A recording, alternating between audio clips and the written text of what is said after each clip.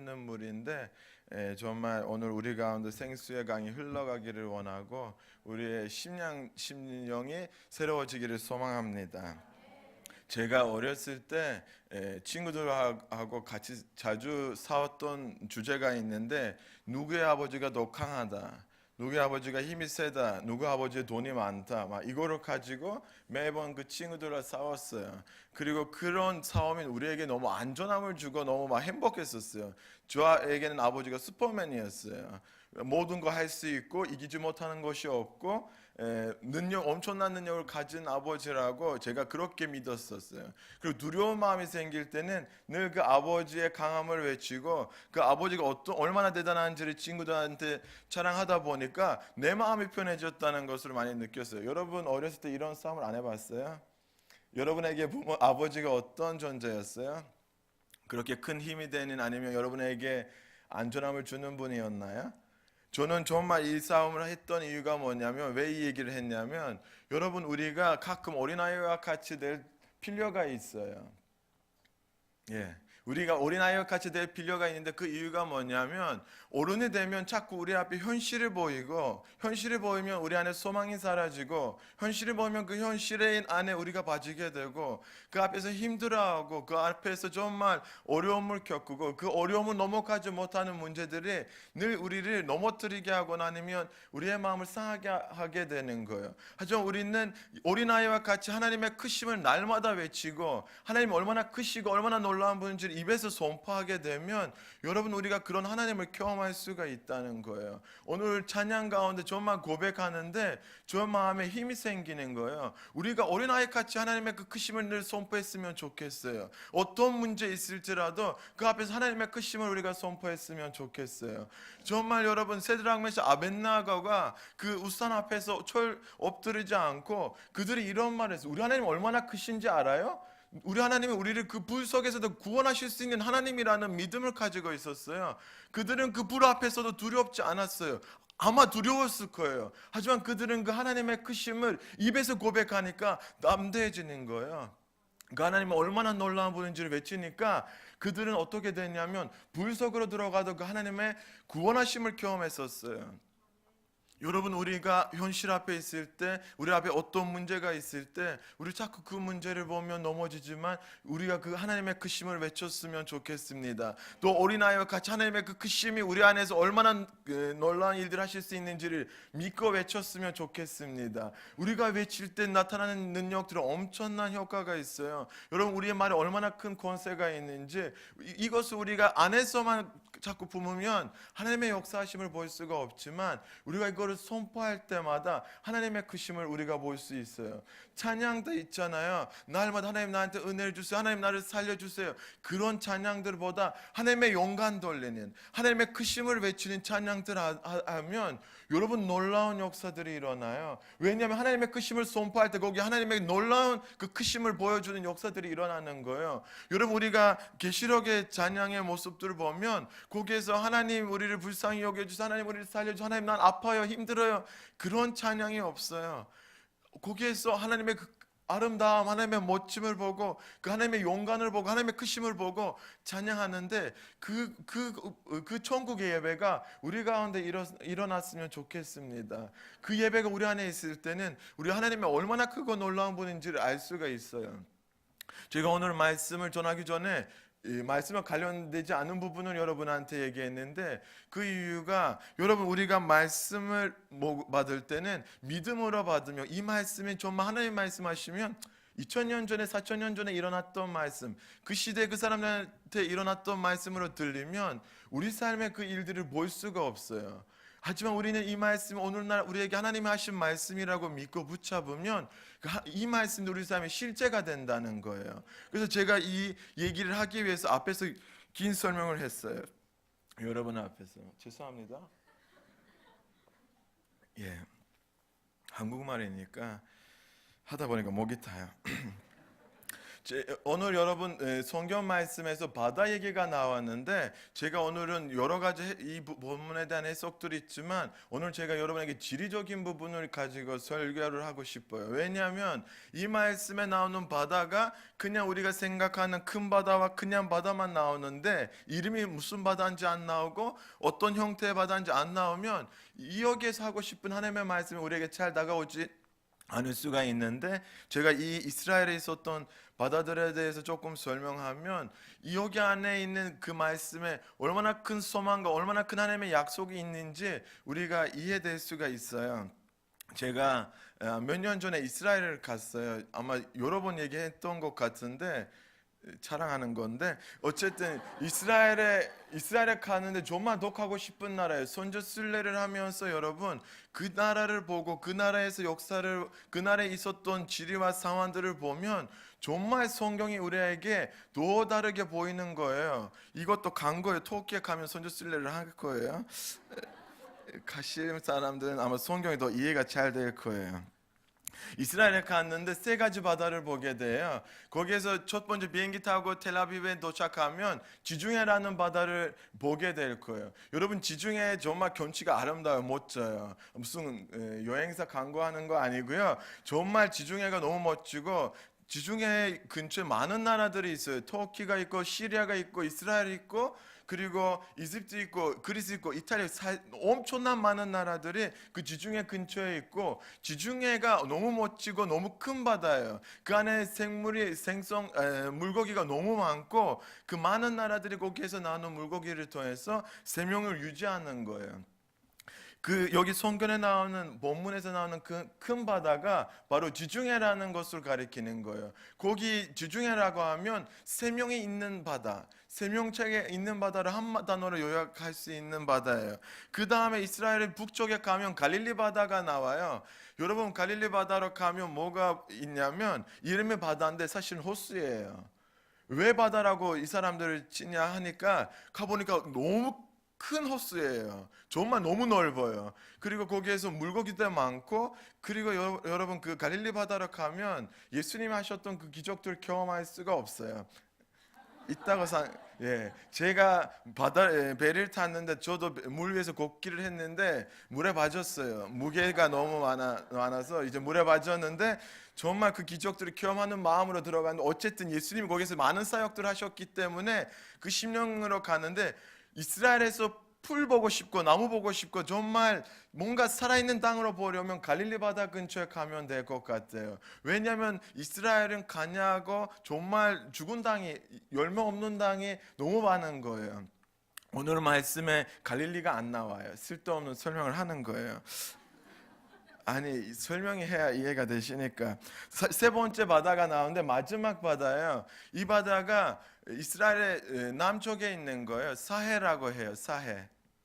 들으셨나요? 사해 바다? 사해 바다의 다른 이름이 뭐죠? 죽은 바다죠? 그렇죠? 왜 죽은 바다라고 하는지도 아시죠? 아시니까 설명할 필요가 없네.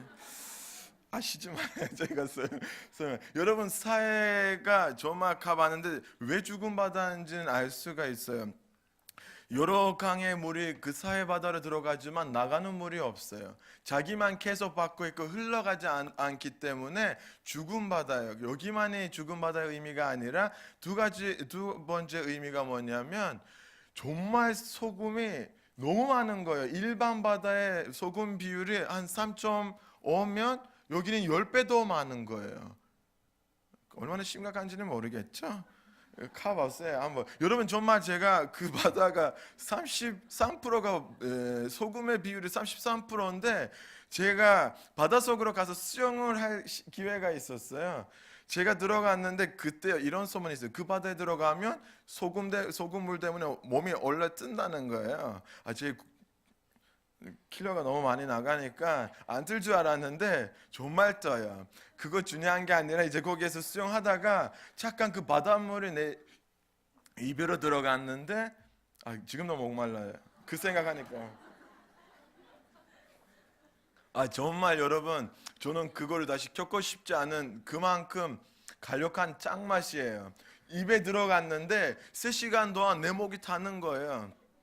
그리고 여러분, 물을 아무리 마셔도 안 없어져요. 얼마나 나를 목마르게 만드는지, 얼마나 괴롭히게 하는지 정말 너무 답답했었어요. 빨리 그 느낌이 사라졌으면 좋겠는데 안 사라져요. 그만큼 참 마시고, 그리고 여러분, 그 눈에 잠깐 그 바닷물이 들어갔는데 한 1, 2분 동안 눈을 뜰 수가 없는 거예요. 그만큼 차요. 그 얘기가 뭐냐면 이 바다 속에서 물고기가 살아날 수가 없어요.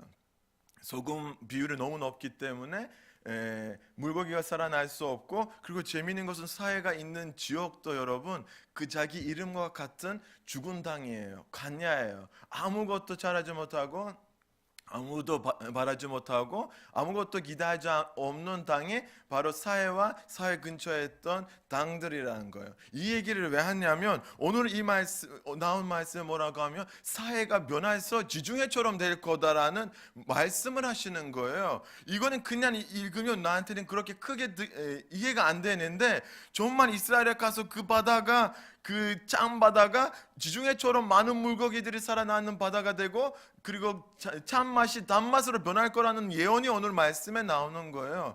여러분, 이스라엘 사람들에게는 이거 불가능한 일이에요. 왜냐하면 수천 년 동안 그들이 그 땅에서 살면서 그 땅이 회복된 거를 본 적이 없어요. 그 간야에서 정말 나무들이 자라나고 정말 풀이 생기고 거기서 12개월 동안 강이 흐르는 그런 것이 없기 때문에 그들에게는 그 간야가 변화되고 사해가 변화된다는 것은, 그 죽은 바다가 살아나는 바다가 된 것은 불가능한 일이에요. 현실은 이렇다는 거예요. 저는 이 말씀을 읽으면서 하나님만이 이런 불가능한 상황을 일으킬 수가 있어요. 하나님만이 죽은 자를 살릴 수가 있어요. 하나님만이 그 죽어가는 영혼들을 살릴 수가 있고 불가능한 것이 가능하게 하실 수가 있다는 거예요. 하나님의 말씀을 통해서 늘 우리에게 이거를 외치는 거예요. 여러분 사는 삶에, 여러분 사는 앞에 있는 문제들이 여러분에게는 불가능한 것이고 변함이 없고 힘들고 정말 불가능한 일들은 내가 그것들 다 변화시킬 수가 있어요. 내가 그걸 해결할 수가 있어요. 내가 다 살릴 수가 있다는 거예요. 이것은 우리가 어떻게 알 수 있어? 하나님의 말씀을 통해서, 하나님의 말씀 읽으면 읽을수록 이런 말씀도 우리에게 소망을 주고 우리에게 능력이 되는 거예요. 우리가 어떤 상황에 있을 때 이런 말씀들만 붙잡으면 하나님의 그 크심을 경험할 수가 있다는 거예요. 제가 지금 왜 이 얘기를 하냐면, 지금 우리의 사회를 보면 얼마나 많은 변화가 필요하고, 우리의 사회를 보면 우리 아이들에 대해서 얼마나 많이 고민해요. 우리 시대에 이렇게 악하고 이렇게 더러운 세상, 이렇게 더러운데 우리 자녀들 시대에 얼마나 더 악해지고 얼마나 더 심각해질까라는 생각을 하니까 마음이 걱정이 되지 않으세요? 마음이 아프지 않으세요? 여러분, 지금 나타나는 그 미투 사건이나 아니면 존 대통령이 했던 그런 일들을 보면서 기독교인들은 안 좋은 얘기들 나오고 교회 안에 있는 문제들을 보면서 우리 지금 사회가 사회바다 같은 분위기가 아닌가요? 아무리 많은 것들을 얻으려고 해봤자 마음이 만족함을 느끼지 못하고, 이 세상 것들을 얻으려고 해봤자 목마름을 채우는 어떤 것도 이 세상에 없는 거예요. 내 영혼을 살리는 것, 내 마음을 회복하는 것은 이 땅 가운데, 이 세상 가운데 없는 거예요. 너무 답답한 거예요. 내 안에 변화를 원하는데, 내 삶이 살아나기를 원하는데, 내 앞에 있는 문제들이 변화되고 내 근처에 있는 사람들이 살아나기를 원하는데, 하지만 우리 변하는 것보다 세상이 좀 더 악해지고 더 강해지고 더 나빠지고 오히려 세상이 더 더러워진 것을 볼 수가 있다는 거예요. 여러분, 제가 이런 세상을 바라보면서 오늘 이 희망의 말씀을 가지고 우리 붙잡고 기도했으면 좋겠어요. 이런 말씀을 붙잡고 우리가 하나님 앞에서 간구했으면 좋겠어요. 이런 말씀을 가지고 우리가 세상에 선포를 했으면 좋겠어요. 주는 이 도시의 주예요. 주는 이 도시의 왕이에요. 우리가 그 하나님의 크심을 선포하면 여러분, 우리 지역들이 변화될 수 있다는 소망을 가지고 있는 거예요. 하나님은 그런 일들을 하실 수가 있어요. 우리 안에 그런 희망이 필요해요. 그런 소망이 필요해요. 하지만 그 소망을 주실 수 있는 분은 하나님 한 분이에요. 그 하나님이 우리의 하나님이십니다. 믿으세요? 그 하나님 우리와 함께 하십니다. 그 하나님이 우리를 도와주기를 원하십니다. 우리의 삶이 회복되기를 원하세요. 이 세상이 회복되기를 원하세요. 이 세상 악의 그 불의가 완전히 없어지고 하나님의 나라가 이 땅 가운데 세워지기를 하나님이 원하세요. 하나님의 나라가 우리 삶 가운데 구하기를 원하세요. 여러분 죽어가는 영혼들을 보고 고통 가운데 있는 자녀들을 볼 때 하나님의 마음은 늘 아파하고 계세요. 하나님 그들을 살리기를 원하세요. 하지만 오늘 에zekiel 와서 우리에게 그 비교를 말씀하시는 거예요. 에zekiel 선지자가 이름을 잘못해도 이해가 되니까 에zekiel 선지자가 우리에게 희망의 말씀을 전하는데, 에zekiel 선지자가 이 말씀을 전하기 전에 상황이 어떠냐면 이스라엘이 포로로 잡히고 그리고 타락이 있기 때문에 이스라엘은 멸망하고 성정이 무너지고, 그리고 하나님의 영이 앞에서 보면 하나님의 영이 성정을 도났다는, 하나님의 영광이 성정을 도났다는 얘기를 하는 거예요. 여러분 하나님의 영광이 성정을 도났다는 얘기가 나한테 너무 충격적인 얘기였어요. 너무 마음이 아프게 하는 얘기였어요. 한국에 왔는데 정말 내가 너무 기뻐했던 거는 십자가 너무 많고 교회가 너무 많은데, 하지만 교회가 이렇게 많고 이렇게 십자가가 많은데 이렇게 믿는 사람들이 많은데 왜 이 나라가 더 악해지고 더 심각해질까요? 저는 그 앞에 있는 에zekiel이 말씀하신 것 같이 하나님의 영광이 없는 교회들이 너무 많아요. 하나님의 영광 구하지 않는 교회들이 너무 많아요. 이름만 크리스찬이고 이름만 교회고 거기 하나님의 생명의 역사들이 없어요. 그 안에 하나님이 함께 하시지 않기 때문에 그런 일들이 일어나는 거예요. 이스라엘 백성을 하나님이 떠나고 타락하지니까 하나님의 영광의 성정을 떠나는데, 하지만 여러분 그 이스라엘만 멸망하는 게 아니라 근처에 있는 나라들조차 심판을 받게 되고 멸망하게 되는 거예요. 이 얘기가 뭐냐면 교회가 이 땅의 소망이고 하나님의 교회가 이 땅에 변화시킬 수 있는 능력인데, 만일에 교회가 타락해지면 사회도 타락해지고 사회도 무너진다는 거예요. 교회가 일어나면 사회가 일어날 수 있고 변할 수가 있다는 거예요. 이것을 에zekiel 처음부터 끝까지 말씀하시는 거예요. 그 다음에 에zekiel이 말씀하신 게 뭐냐면 43장에 들어오면 1절에 이런 말씀이 나와요. 하나님의 떠났던 그 영광이 다시 선정으로 들어오기 시작했어요. 하나님의 영광이 선정 안으로 들어오니까 갑자기 생명의 역사들이 일어나기 시작한 거예요. 다시 성정이 회복되고 이스라엘 백성들이 회복되고 근처에 있는 나라들이 회복되는 역사가 일어나는 거예요. 그러면 하나님의 앞에서 필요한 게 뭐냐면, 여러분 우리 이 땅에 필요한 게 뭐냐면 하나님의 영광을 구하는 교회가 필요하다는 거예요.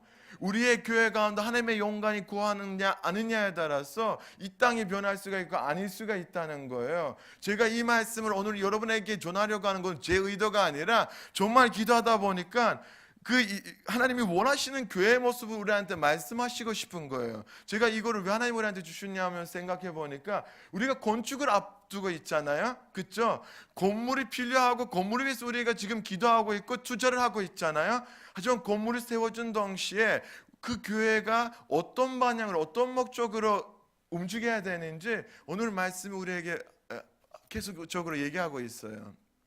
우리는 이 말씀을 붙잡아서 하나님 우리가 정말 하나님의 영광이 머무는 교회가 됐으면 좋겠습니다. 정말 생명이 있는 교회가 됐으면 좋겠습니다. 타락하고 부패하는 교회가 아니라 사회와 같은 죽은 교회가 아니라, 여러분 왜 이 얘기를 하냐면 계시록에 가면 하나님이 늘 성정에 관심이 있는 거예요. 왜? 하나님의 이름이 구하는 것이 성정이고 하나님의 영광이 있는 것이 성정인데, 거기에서 하나님이 이스라엘 일곱 교회에 대해서 첫사랑을 회복하라, 너 죄에서 돌이키라, 이런 말씀들을 계속하는 거예요. 왜냐하면 이들이 만일에 그 잘못을 돌이키지 않으면 무너지고 결국은 교회가 무너지면서 사회가 타락해지기 때문에 하나님 그들을 살리기를 원하세요. 그래서 우리가 기도할 때 하나님 세워주는 성정이 정말 하나님의 영광을 구하는 성정이 됐으면 좋겠습니다. 하나님 우리 안에 예배가 회복됐으면 좋겠습니다. 내 안에 예배가 회복됐으면 좋겠습니다. 내 안에 하나님의 영광이 높아졌으면 좋겠습니다. 나는 하나님의 그 크심을 알고 하나님의 동행하는 삶을 살았으면 좋겠습니다. 우리가 이것을 정말 우리 안에서 회복했으면 좋겠습니다. 우리는 하나님의 크심을 우리 안에서 날마다 경험하고 그 하나님의 크심을 날마다 선포하는 자들 됐으면 좋겠습니다. 우리의 삶이 변화되면서 다른 사람들에게도 영향을 끼친 교회가 됐으면 좋겠습니다. 하나님이 오늘 말씀을 통해서 우리에게 계속적으로 이런 말씀들을 해요. 그리고 여러분 하나님의 영광이 임하시고 하나님의 영광이 성전 안으로 들어가니까 뭐가 일어나면 성전에서 흐르는 물이 생기는 거예요. 이 물은 끊어지지 않는 샘이에요. 끝이 없는 날마다 솟아나는 생수예요. 이것을 영적으로 하나님 우리한테 진짜 말씀하신 거예요. 내가 있으면 생수의 강이 흘러가게 된다. 내가 있는 곳에서는 생명의 역사들이 일어난다. 너희는 그거를 기대하라. 여러분, 우리가 하나님이 우리와 함께 하신다는 것을 어떻게 하냐면 우리 삶에, 우리 근처에 일어나는 일들을 통해서 할 수가 있어요. 생명의 역사들이 있으면 하나님 나와 함께 한다, 하나님 우리와 함께 하다라고 고백하고, 우리 안에 간증이 없어요, 우리 안에 놀라운 변화들이 없으면 하나님이 나와 함께 있다는 것을 한 번 더 의심하고 기도할 필요가 있다는 거예요. 그래서 여러분, 우리가 두 번째로 기도해야 되는 것은 말씀과 성령으로 충만한 교회가 됐으면 좋겠습니다. 우리가 말씀과 성령으로 충만해야 하나님의 영광이 우리를 통해서 나타나고 다른 영혼들을 살릴 수가 있어요. 교회가 교회답게 살 수 있고 교회가 교회 사명 이룰 수가 있다는 거예요. 37장에, 에스겔 37장에 보면 마른 벼들에 대한 이야기가 나와요. 여러분 너무 잘 아시죠? 이스라엘 사람들이 완전히 죽은 자와 같이 마른 벼처럼 누워있는 것으로 하나님이 에스겔 예언자에게 보여주면서 이 마른 벼들이 살아날 수 있냐라고 물어보는 거예요. 여러분, 죽은 자가 살아날 수 있어요? 우리 아무리 봐도 불가능한 거예요. 죽은 벼가 어떻게 살아날 수가 있어요? 하지만 하나님이 무슨 말씀하시냐면, 에스겔아, 너는 이 죽은 마른 벼들을 향해 내 말씀을 선포하라는 거예요. 그 마른 벼들에게 선포하라는 거예요. 에스겔 하나님의 말씀을 가지고 선포할 때 그 벼들이 마비마비 연결되고 살이 붙게 되고 피부가 생기고 살아나는 죄가 되는 거예요. 결국은 여러분, 이 땅을 변화시킬 수 있는 거, 이 땅을 살릴 수 있는 거는 하나님의 말씀밖에 없어요. 하나님의 말씀만 이 땅을 새롭게 할 수 있어요. 변화시킬 수가 있다는 거예요. 우리가 붙잡아야 되는 거는 하나님의 말씀이라는 거예요. 성경 말씀이라는 거예요. 예수님 이 땅에 하나님의 말씀으로 오셨어요. 요한복음 1장에 나와요. 그 하나님의 말씀으로 오셔서 우리를 살리신 독이 됐어요. 생명의 독이 됐잖아요. 배고픈 자 나한테 와서 먹어라.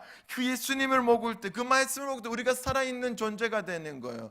여러분, 그 마른 벼들이 그 하나님의 말씀을 선포할 때 살아났지만 그들이 움직이지 않았어요. 그때 어떤 역사가 일어나면 하나님의 생기가 그들 안으로 들어가면서 그들의 자리에서 일어나고 살아있는 존재가 됐다는 거예요. 결국은 우리에게 필요한 것은 말씀 충만함과 함께 하나님의 생기, 성령의 충만함이 필요한 거예요. 성령의 충만함이 있어야만이 우리는 생명의 역사들을 볼 수가 있고 하나님의 일들을 할 수 있어요. 여러분, 교회가 이론적으로, 교회가 철학을 통해서, 교회가 심리학을 통해서, 교회가 여러 가지 세상의 법칙으로 영혼들을 살릴 수가 없어요. 잠깐 도와줄 수 있어, 잠깐 위로할 수가 있지만 그의 생명을 살릴 수가 없는 거예요. 영혼들을 살릴 수 있는 것은 하나님의 말씀이고 성령의 역사심을 통해서만 가능한다는 거예요. 교회가 하나님의 말씀 토 위에 세운 증거예요. 교회가 하나님의 말씀을 붙잡아야 되고 하나님의 말씀을 선포해야 되고 그 말씀을 통해서 영혼들이 살아나고 돌아오게 되는 역사가 일어나요. 그 가운데 성령의 역사를 우리가 사모해야 되는 거예요. 오늘 지금 내가 여러분에게 하나님의 말씀을 선포하는데 제가 어떤 기도를 하냐면, 하나님, 내가 이 말씀을 잘하든 못하든 그 가운데 성령님 역사하시지 않으면 내가 하는 말씀이 어떤 것도 여러분에게 영향을 끼치지 못하는 거예요. 이것이 하나님의 말씀일지라도 성령님의 역사심이 없으면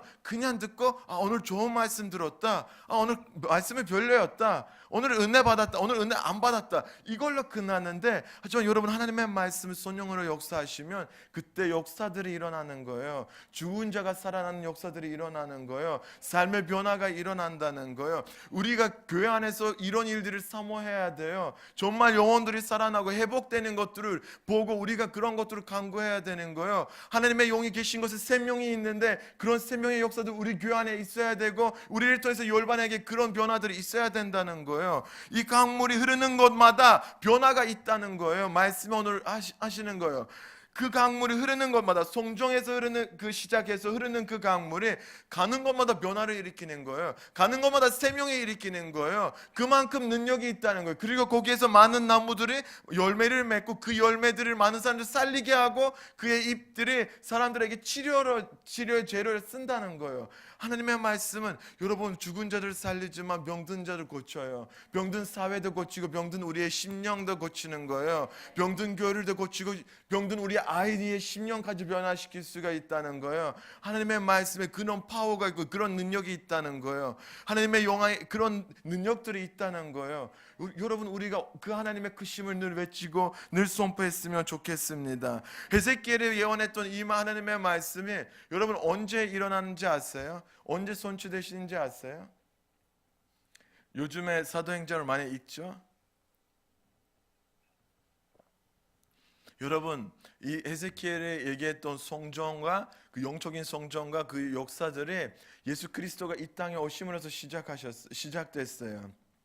하나님의 말씀 우리 가운데 임하시고 그리고 그 말씀을 받고 믿는 자들 가운데 그 생수의 강이 흐르는 거예요. 우리가 사도행전에 보면 그 예수님을 따라갔던 제자들이 성령 충만함을 받으면서 그들이 가는 곳마다 어떤 역사가 일어나면 죽은 자들이 살아나는 거예요. 여러분 내가 얘기하는 죽은 자들 사는 육체적인 얘기만이 아니라 영이 죽은 영혼들이 살아나고 구원을 얻고 하나님 앞에 돌아오는 역사들이 일어나는 거예요. 병든 사람들이 고치게 되고 사회가 변화되고 이들을 통해서 열방이 변화되는 역사가 일어나는 거예요. 이들 하나님의 말씀을 붙잡고 복음을 붙잡고 성령 충만함을 받고 나가니까 그 말씀에 엄청난 파워가 있는 거예요. 베드로 같은 아무 두려움이 많고 아무것도 못하는 베드로가 설교하는 가운데 성령이 임하시는 거예요.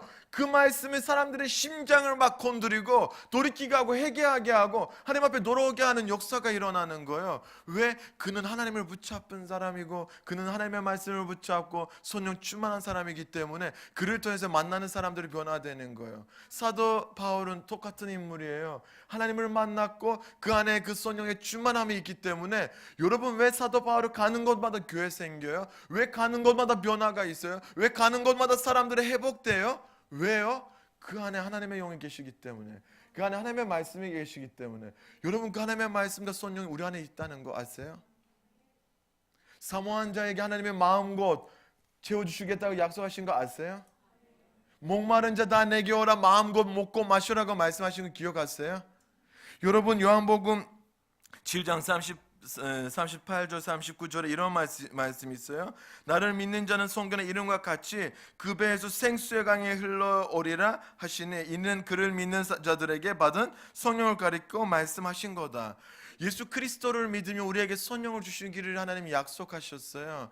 여러분 우리가 성령 충만함을 사모하고 성령 충만함을 받을 때 우리 안에서 동일한 역사들이 일어나요. 여러분 이 세상을 변화되고 회복이 일어나고 영혼들이 구원을 받는 역사들을 우리가 볼 수 있다는 거예요. 하지만 여러분 악한 것이 우리한테 하는 게 뭐냐면 자꾸 이 속은 사회를 보여주면서 속은 세상을 보여주면서 속은 현실을 보여주면서 우리 안에 있는 그 하나님의 역사들이 일어나지 못하도록 두려움과 아픔과 고난 가운데 우리를 힘들게 하는 거예요. 여러분 그 씨 뿌리는 비유에서 보면 가시나무 사이에 떨어진 씨들을 기억나시죠? 그거를 뭐라고 하냐? 세상의 즐거움과 희락과 세상이 주는 그 만족함과 그리고 세상에 있는 두려움과 극심 걱정을 얘기하는 거예요. 그런 가운데 심어진 씨들이 열매를 맺을 수 있어요? 없어요? 맺을 수가 없는 거예요. 여러분 이 세상에 자꾸 우리 열매 맺지 못하게 하지만 우리는 여러분 하나님을 바라봤으면 좋겠습니다. 죽은 자를 살리신 그리스도를 봤으면 좋겠습니다. 부활의 역사가 예수 그리스도 안에만 있고 그 영에만 가능하다는 거예요. 우리가 예수 그리스도의 말씀을 붙잡고 묵상하고 그 말씀대로 살았으면 좋겠습니다. 하나님의 말씀이 날마다 새로워요. 날마다 내 심령을 새롭게 하고 내 영혼을 새롭게 하는 거예요. 여러분 말씀을 한 번 읽고 끝나는 것이 아니라 우리는 날마다 하나님의 말씀을 묵상할 필요가 있어요. 날마다 그 하나님의 말씀 앞에서 우리가 무릎 꿇을 필요가 있어요. 날마다 그 하나님의 말씀 앞에서 우리가 겸손히 여러분 낮아질 필요가 있어요. 어린아이와 같이 하나님의 말씀 날마다 목을 필요가 있어요. 그 말씀 우리를 자라게 하고 그 말씀 우리 안에 믿음을 자라게 하고 그 말씀 우리의 심령을 변화시키고 그 말씀 우리 안에서 놀라운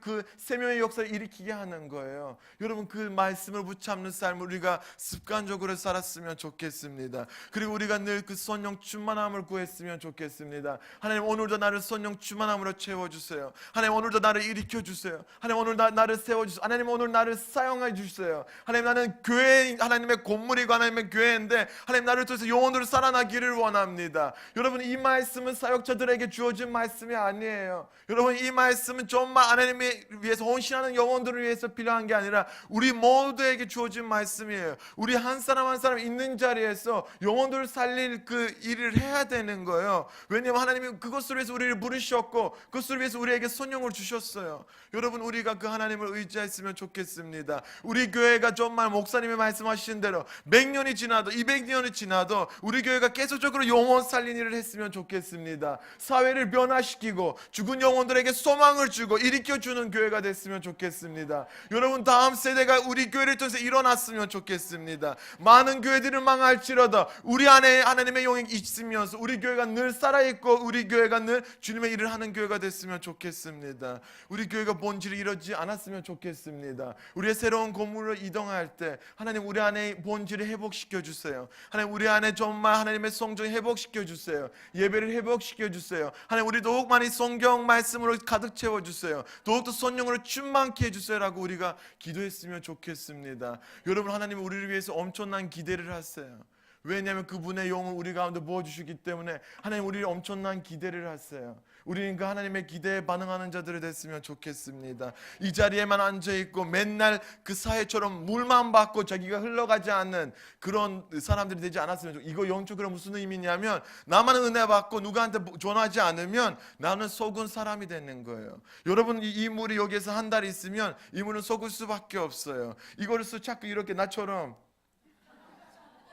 마셔야 여기에 다른 물들을 채울 수가 있다는 거예요. 새로운 물을 채울 수가 있다는 거예요. 여러분 우리가 받은 은혜와 받은 하나님의 말씀들을 늘 나눠야 우리 안에 새로운 그 역사들이 일어나고 우리 살아있는 하나님의 일꾼이 될 거예요. 저는 오늘 말씀을 너무 길게 하지 않고 오늘 말씀을 붙잡고 같이 길었어요? 정말 짧게 했어요. 안 믿으시죠? 오늘 말씀을 가지고 같이 기도했으면 좋겠어요.